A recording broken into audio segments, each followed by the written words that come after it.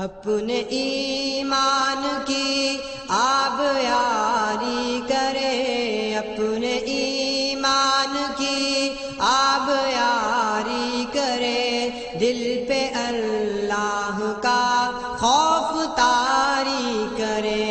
اللہ وبرکاتہ۔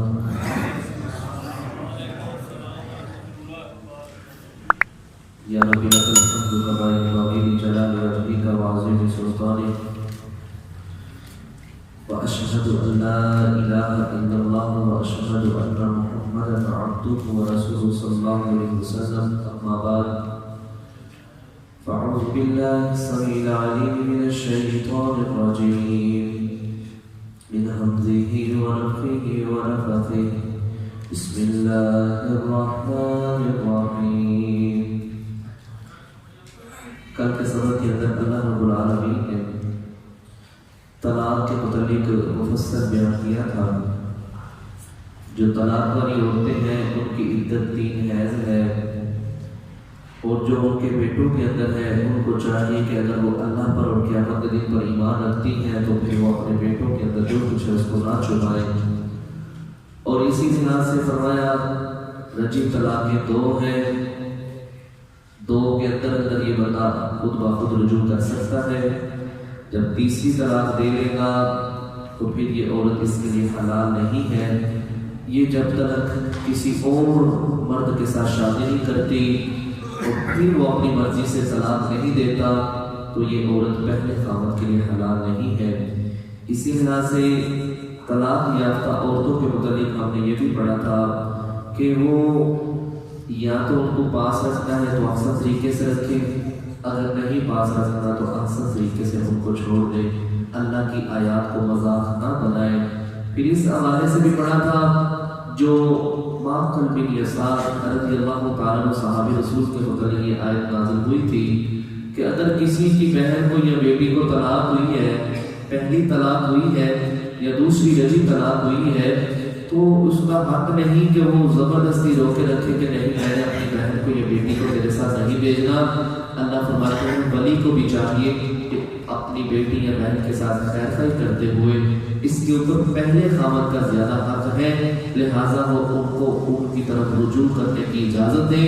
اگر وہ دونوں آپس میں راضی ہیں اور اللہ کی حدودوں کو قائم کرنا چاہتے ہیں تو پھر ان کو چاہیے کہ یہ ان کی طرف رخصت کر دے۔ ذالکم اذکر اطہر، یہ پاکیزگی کے لحاظ سے اور صاف صفائی کے لحاظ سے بہت بہتر ہے۔ واللہ اللہ یعلم، جانتا ہے، وانتم لا تعلمون، اور تم نہیں جانتے۔ آج کا جو سبق ہے وہ صفحہ نمبر 51 ہے اور آیت نمبر 233 ہے۔ آج کے سبق کے اندر اللہ رب العالمین بچے کو دودھ پلانے کے لحاظ سے بات کرے گا کہ بچے کو دودھ پلانے کی مدت کیا ہے۔ اسی لحاظ سے اگر عورت کو طلاق ہو جاتی ہے تو اس لحاظ سے وہ اپنے بچے کو دودھ پلائے گی، اس کا جتنا نان و نفقہ ہوگا، خرچہ ہوگا بچے کا، ماں کا، یہ سارا خاوند کے اوپر ہوگا، بچے کے باپ کے اوپر ہوگا، چاہے وہ طلاق یافتہ ہو گئی ہے، اس کو طلاق دے دی ہے۔ اس لحاظ سے ایک ضروری بات یہ بھی سماعت کر لیجئے، یہ جو رضاعت ثابت ہوتی ہے، یہ میرا رضائی بھائی ہے، جس طرح نبی صلی اللہ علیہ وسلم کی بھی رضائی بہن تھی، تو نبی صلی اللہ علیہ وسلم نے فرمایا رضاعت اس وقت ثابت ہوتی ہے جب بچہ 2 سال کی مدت کے اندر دودھ پیے اور اتنا دودھ پیے کہ اس کی بھوک ختم ہو جائے، پیٹ بھر کے دودھ پیے، اس کی آنتڑیوں کے اندر دودھ چلا جائے، اس کا پیٹ بھر جائے تو پھر وہ اس کی رضاعت ثابت ہوگی۔ مثال کے طور پہ ہمارے معاشرے کے اندر ایک چھوٹا بچہ ہے، ماں کسی ضروری کام سے باہر گئی ہے، یا ماں بیمار ہے، ہسپتال کے اندر داخل ہے، یا ماں اس کو دودھ نہیں پلا سکتی کسی عذر کی بنا پر، تو اب اس کو کوئی اور عورت دودھ پلاتی ہے 1 مرتبہ یا 2 مرتبہ، یہ اتنا دودھ پیتا ہے جس کے ساتھ اس بچے کا پیٹ بھر جاتا ہے، آنتڑیوں کے اندر دودھ چلا جاتا ہے، تو پھر اس عورت کی جو اولاد ہوگی یہ بھی اس کے بھائی بہن ہوں گے، رضاعت ثابت ہو جائے گی۔ یہ اس کے بیٹے، اس کی بیٹیاں، یہ اس بچے کے رضائی بھائی یا رضائی بہن بن جائیں گے، یہ ان کے ساتھ شادی نہیں کر سکتا، نکاح نہیں ہو سکتا۔ اور رضا کب تلک ہے؟ 2 سال کی مدت کے اندر، بچپنے کے اندر 2 سال کے اندر، اگر 2 سال کے بعد پیتا ہے تو پھر رضا ثابت نہیں ہوگی کہ اس کے رضائی بہن بھائی نہیں ٹھہرائے جائیں گے، اس لحاظ سے مزید بات سبق کے اندر ہوگی۔ فرمایا والوالدات، مائیں دودھ پلائیں اپنے بچوں کو، یرضعن اولادہن، اپنی اولادوں کو حولین کاملین، 2 سال کی مکمل مدت میں۔ بچے کا دودھ پلانا جو ہے وہ 2 سال کی مدت کے اندر ہے، کاملین مکمل۔ یہ بچے کی جو طاقت ہے جسمانی لحاظ سے یہ ماں کے دودھ کے ساتھ بنتی ہے، تو اللہ رب العالمین نے یہ فطرتی چیز رکھی ہے۔ حضرت عثمان غنی رضی اللہ تعالیٰ کے دور خلافت کے اندر ایک کیس آ گیا۔ کیس کیا تھا؟ وہ یہ تھا کہ ایک عورت نے 6 ماہ کے بعد بچے کو جنم دے دیا۔ اب کیس یہ بنا کہ اس عورت نے بدکاری کی ہے، پہلے ہی اس کے پیٹ کے اندر حمل تھا، اس لیے یہ بچہ جنا نہیں ہے۔ حضرت عثمان غنی رضی اللہ تعالیٰ نے حد نافذ کرنے کا حکم جاری کر دیا۔ حضرت علی رضی اللہ تعالیٰ بڑے تنا آدمی تھے، بڑے عقل مند، بڑے سمجھدار آدمی تھے۔ کہنے لگے میرے مومن اگر اجازت ہو تو بات کرو، کریے بات۔ اللہ رب العالمین قرآن پاک کے اندر ارشاد فرماتے ہیں 30 شہر، 30 مہینے کی مدت ہے ماں کے پیٹ کے اندر سے لے کے دودھ چھڑانے کی مدت تک۔ اللہ دوسرے مقام پہ کہتا ہے بچے کو دودھ پلانے کی مدت 2 سال ہے۔ آپ ذرا جمع تفریق کیجیے، 1 سال کے اندر کتنے مہینے ہوتے ہیں؟ حضرت عثمان کہنے لگے 12۔ دوسرے سال کے اندر 12، کتنے بن گئے؟ 24۔ باقی کتنے بچے؟ 6۔ تو کہنے لگے امیر المؤمنین 6 ماہ کا بھی حمل ہوتا ہے، 6 ماہ کے اندر بھی بچہ پیدا ہو سکتا ہے۔ رب کا قرآن کہہ رہا ہے، میں اپنی طرف سے نہیں کہہ رہا۔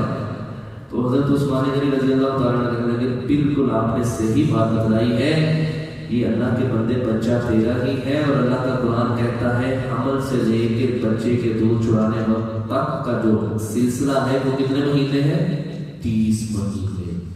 تو یہاں اللہ رب العالمین فرماتے ہیں قولین کاملین، 2 سال کی مدت کے اندر دودھ پلانا ہے۔ لمن اراد، اگر وہ ارادہ رکھے ان یتم الرضاعہ کہ دودھ پلانے کی مدت کو پورا کرنے کا ارادہ ہے تو ٹھیک ہے، 2 سال پورا پلانا، کوئی اس کے اندر حرج والی بات نہیں۔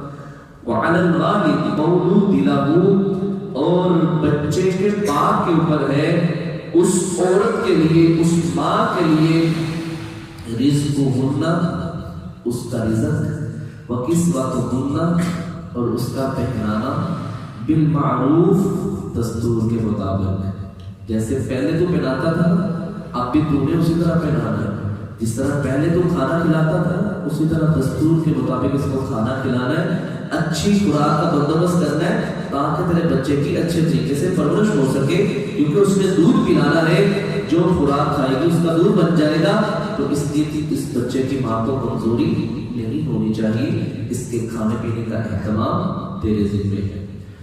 لا تکلف، نہیں اللہ بوجھ ڈالتا، نفس کسی جان پر الا وسعها، مگر اس کی وسعت کے مطابق۔ اللہ زیادہ بوجھ نہیں ڈالتا، جتنا کوئی برداشت کر سکے اللہ اتنا ہی اس کو آزماتا ہے، اللہ اس کو اتنا ہی چیک کرتا ہے۔ یہ بات یاد رکھیے، اللہ رب العالمین کا ایک قاعدہ اور قانون ہے۔ دیکھیے اللہ رب العالمین نے غریب لوگوں کو چھوٹی چھوٹی بیماریوں کے اندر مبتلا کیا ہوا ہے، چھوٹی چھوٹی، کسی کو نزلہ ہو گیا، کسی کو بخار ہو گیا، اللہ نہ کرے کسی کو کوئی بڑی مصیبت کے اندر رب ڈالے، لیکن جو امیر ہے جس طرح ان کے اوپر پیسوں کی میرے رب نے نعمتیں نواز رکھا ہے ان کو نعمتوں کے ساتھ، تو اللہ رب العالمین ان کی آزمائش بھی پھر اسی طرح کرتا ہے۔ فرمایا لا تکلف نفسا الا وسعها، میں کسی جان کو بوجھ نہیں ڈالتا مگر الا وسعها، مگر اس کی وسعت کے مطابق۔ لا تضار، نہ نقصان پہنچایا جائے، نہ تکلیف پہنچائی جائے، والدۃ، بچے کی ماں کو، بوالدہا، اس کے بچے کی وجہ سے، بچے کی وجہ سے ماں کو تکلیف کے اندر نہ ڈالا جائے، ماں پورا اہتمام کرے، ماں اچھے طریقے سے بچے کو سنبھالے، اب اس کا باپ اس کے اوپر کوئی خرچ نہیں کرتا، ماں کو تکلیف نہ پہنچائی جائے، ولا مولود لہ، اور نہ ہی باپ کو تکلیف دی جائے کہ والدیہا، اس بچے کی وجہ سے۔ باپ تو پورا خرچ کرتا ہے، باپ پورا تعاون کرتا ہے، لیکن ماں اب اس کی اچھے طریقے سے دیکھ بھال نہیں کرتی، تو فرمایا نہ اس بچے کی وجہ سے ماں کو تکلیف دی جائے، نہ اس بچے کی وجہ سے باپ کو تکلیف دی جائے۔ دونوں میاں روی کے ساتھ جس طرح ان کا گزارا ہوتا ہے احسن طریقے سے بچے کی پرورش کریں۔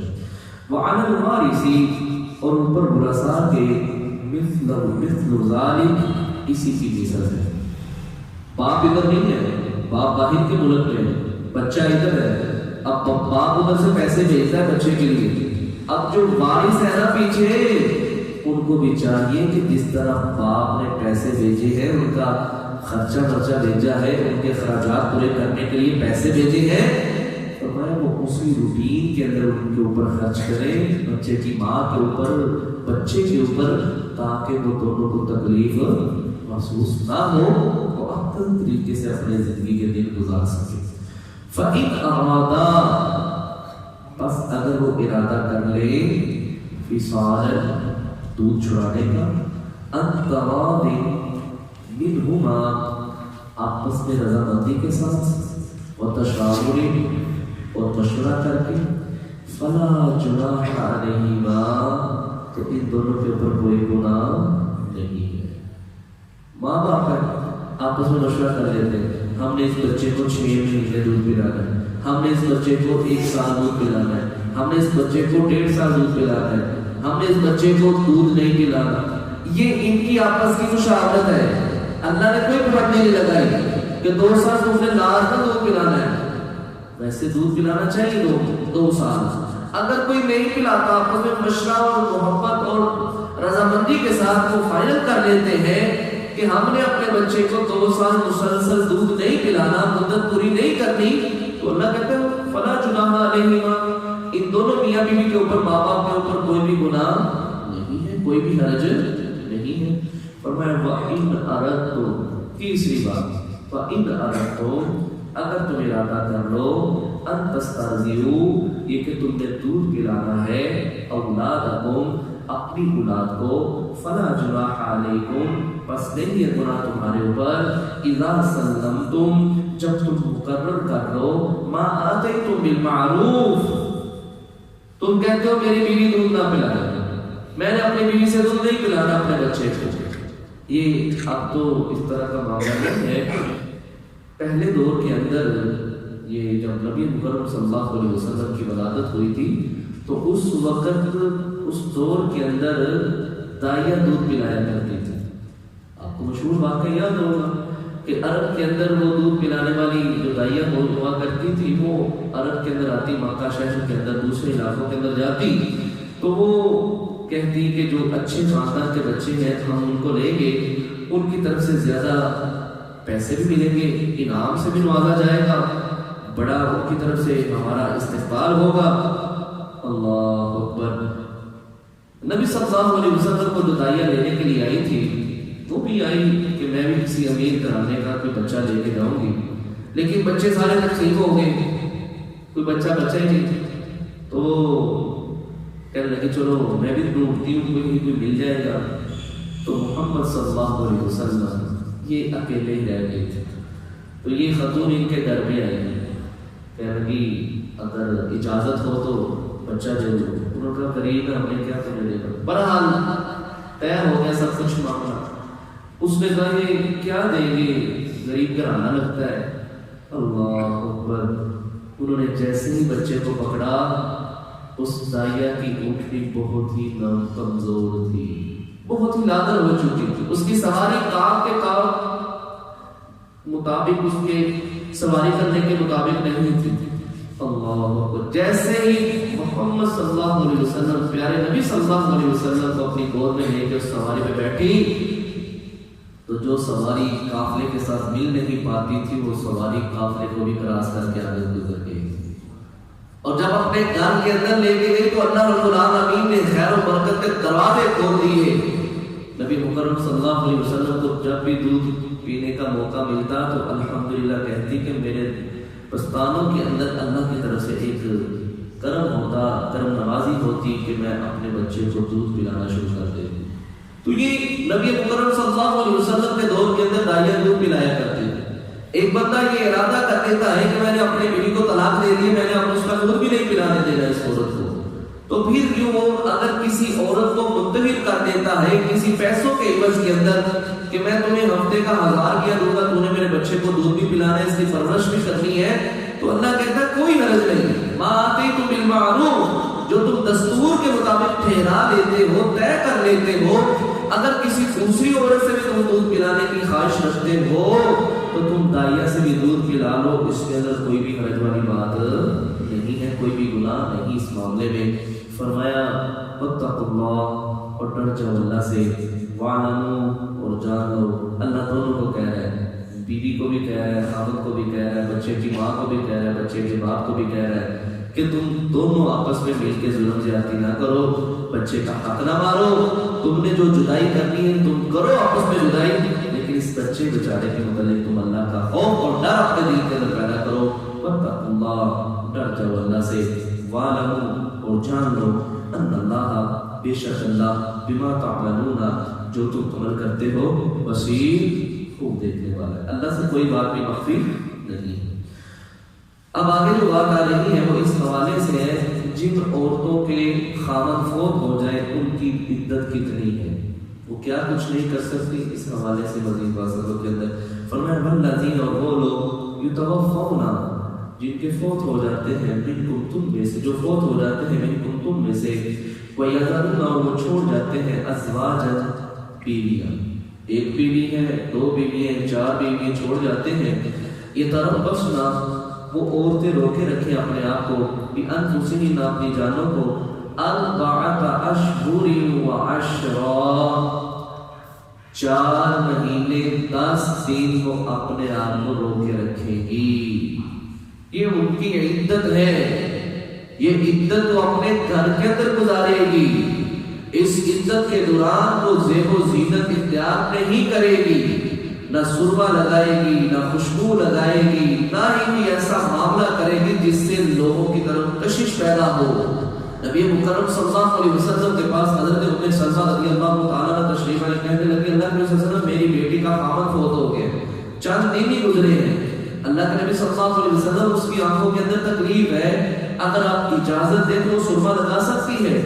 فرمایا نہیں، وہ سرما نہیں لگا سکتی. فرمایا تو شدت کی تکلیف ہے. فرمایا نہیں، اس کے ساتھ خوبصورتی آتی ہے، کوئی اور دوائی لگانی ہے تو وہ لگا لے، لیکن اس کی عدت 4 مہینے 10 دن ہے، اس کے بعد یہ زیب و زینت اختیار کر سکتی ہے. یہ کسی ضروری کام سے باہر نکل سکتی ہے، کوئی قریبی رشتہ دار بہت ہو گیا ہے وہ بھی وقتی طور جا سکتی ہے اور فوراً اپنے گھر میں آ جائے واپس.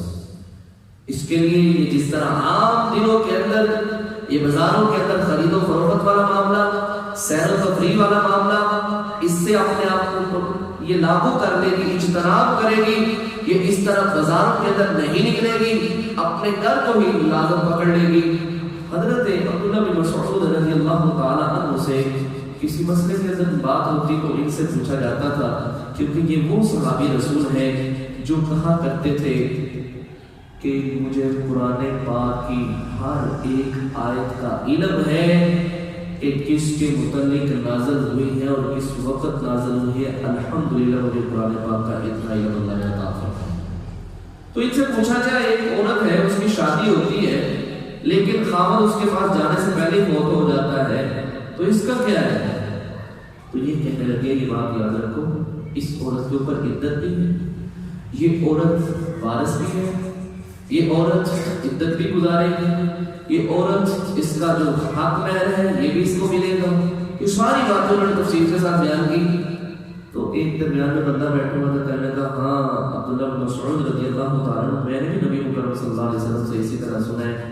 تو عبداللہ بن مسعود رضی اللہ تعالیٰ عنہ بڑے ہی خوش ہوئے، الحمدللہ جو میں نے بات کی ہے وہ نبی صلی اللہ علیہ وسلم کی بات کے مطابق میرے ذہن سے بات نکلی.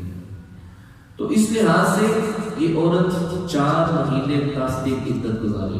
ہاں ایک ایسی عورت ہے جس کا خامد فوت ہوا ہے لیکن وہ ہے حاملہ.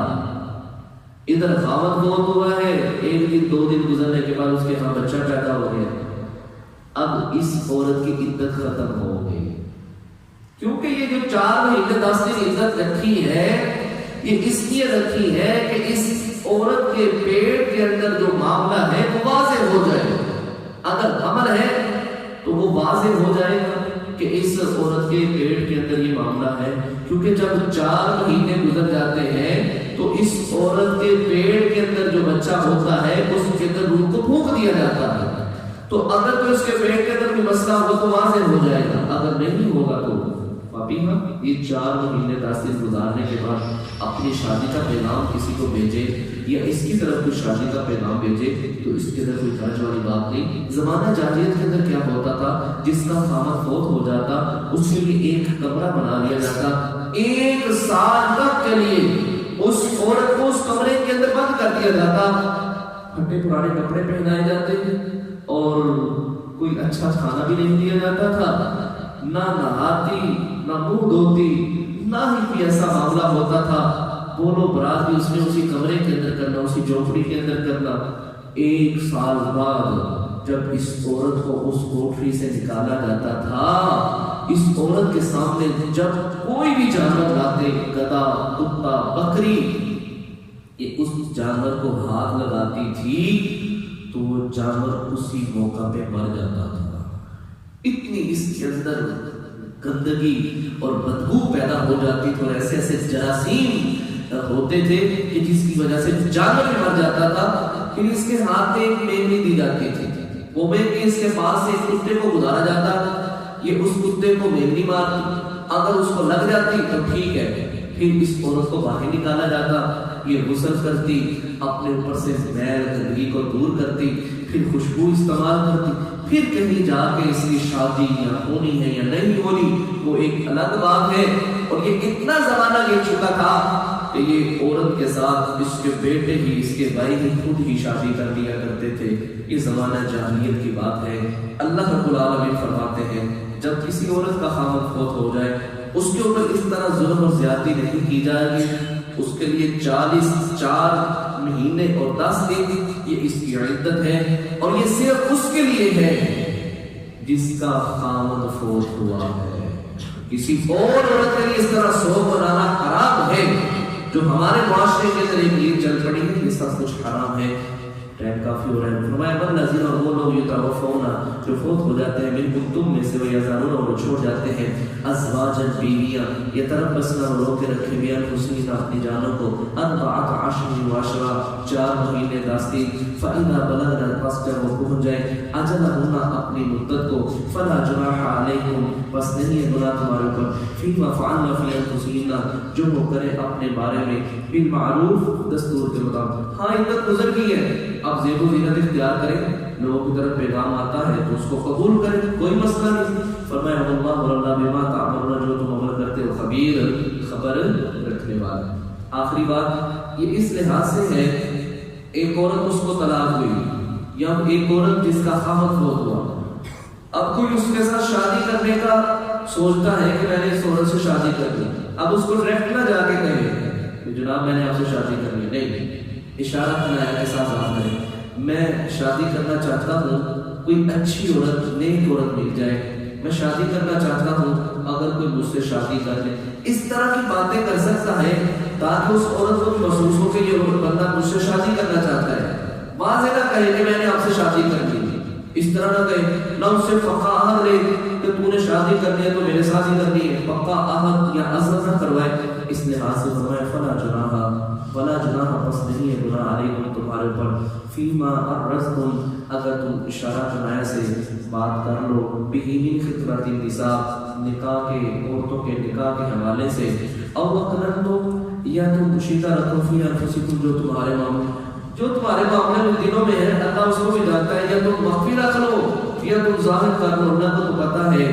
علم اللہ جان لیا اللہ نے، انکم بے شک تم ستذکرونہن ضرور ذکر کرو گے ان عورتوں سے، ولیکن اور لیکن لا تواعدوہن، نہ ان سے وعدے لو سرن چھپ چھپا کے، علیحدگی کے اندر یاری دوست نہیں لگانی، فون کے اوپر باتیں کر کے اہلوں کو مان نہیں لینا، پکے معاملات نہیں کرنے کہ میرے ساتھ تو نے شادی کرنی ہے، جو کچھ مرضی ہو جائے تو نے میرے ساتھ ہی شادی کرنی ہے۔ فرمایا نہیں، سرن چھپ چھپا کے ایسے کام نہیں کرنے، الا مگر ان تقولوا، یہ کہ تم کہو قولا معروفا، سیدھی بات، صاف ستھری بات، جس طرح میں نے پہلے بات کی ہے کہ میں کسی نیک خاتون سے شادی کرنا چاہتا ہوں، میرا بھی شادی کرنے کا ارادہ ہے، دوسری بیوی کرنے کا، تیسری، یہ اس طرح کسی بھی لحاظ سے بات کرنا چاہے تو کر سکتا ہے۔